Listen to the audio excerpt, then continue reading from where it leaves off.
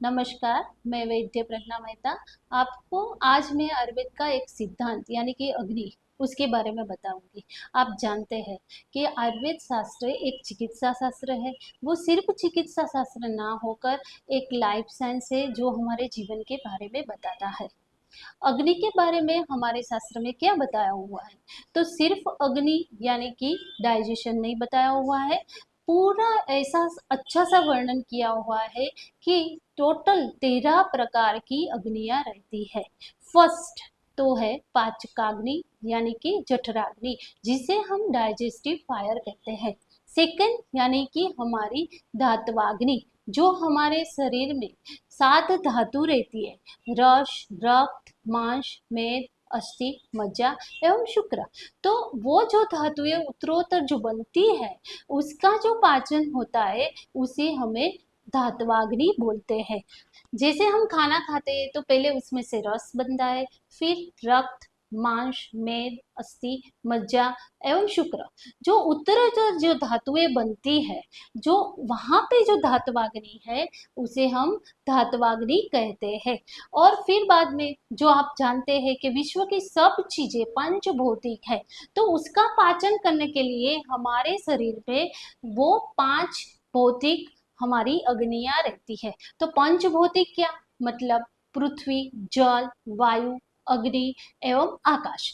तो जो हम खाना खाते हैं वो 5 भौतिक रहता है, तो उसका भी पाचन करने के लिए हमारे शरीर में उनकी अग्नियां रहती है। इस तरह से हमारे शरीर में अग्नियों का बहुत ही महत्व रहता है। आयुर्वेद साइंस कहता है कि सर्वे रोगापि मंदाग्ने। अगर हमारी अग्नियां ही ठीक नहीं है तो हमें सब रोग हो सकते हैं। इस तरह से अग्नि का बहुत ही महत्वपूर्ण है।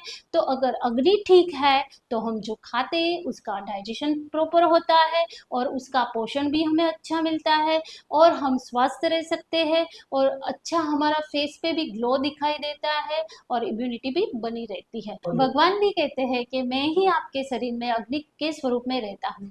उन्होंने बताया है कि अहम वैश्वानरो भूत्वा प्राणिनां देहमाश्रित प्राणापान समायुक्त पच्याभ्यन्नम चतुर्विधम। ऐसे 4 प्रकार का जो अन्न है वो ही मैं ही पचाता हूँ। ऐसे आयुर्वेद में अग्नि का बहुत ही महत्व बताया हुआ है, जिसे हम आज के समाज में जिसे मेटाबॉलिज्म कहते हैं, एंजाइम्स कहते हैं, यही आयुर्वेद में जो बताया हुआ है अग्नि। जब अग्नि में असंतुलन होता है तो उसमें क्या क्या लक्षण दिखाई देते हैं वो शास्त्र में बहुत ही अच्छी तरह से वर्णन किया है। इसमें से एक है मंदाग्नि।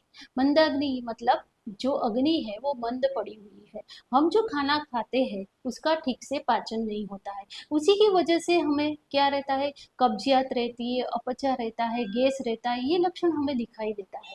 दूसरी है तीक्ष्ण अग्नि। हम जो भी खाना खाते हैं तुरंत ही पचता है।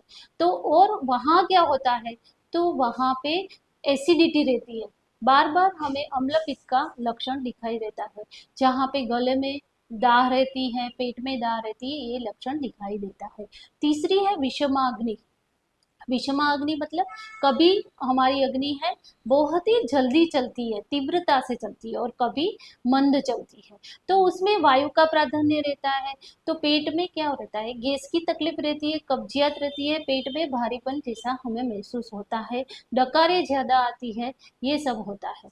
और चौथी है समाग्नि। समाग्नि मतलब एकदम सम अग्नि, हमें जो भी खाते हैं उसका ठीक से टाइम पर पाचन हो जाता है। ये स्वस्थ व्यक्ति की निशानी है। जो हमने आगे देखा कि मंदाग्नि, तो मंदाग्नि में क्या है, तो उसमें कफ दोष का प्राधान्य रहता है। तीक्ष्ण अग्नि है तो उसमें पित्त दोष का प्राधान्य रहता है, और विषम अग्नि है उसमें वायु दोष का प्राधान्य रहता है। तो हमें हमारी अग्नि जान लेनी चाहिए और उसी तरह से हमें आहार लेना चाहिए, यही आयुर्वेद कहता है।